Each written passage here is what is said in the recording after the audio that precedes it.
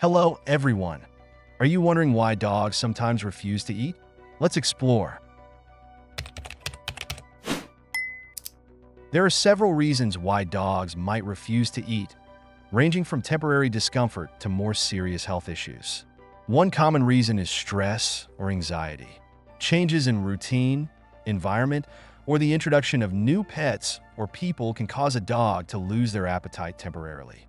Dogs may also refuse food if they are not feeling well, such as when they have an upset stomach, dental pain, or are recovering from illness. In some cases, dogs may refuse to eat because they do not like the taste of their food, especially if there has been a recent change in their diet. If your dog is usually a good eater but suddenly refuses to eat, it could be a sign of an underlying health issue, such as gastrointestinal problems, infections, or dental issues. If your dog refuses to eat for more than 24 hours or shows other symptoms like vomiting, diarrhea, or lethargy, it is important to consult a vet to rule out any serious health concerns. Please like the video and leave a comment to support my job. Thank you for watching and see you later. Goodbye.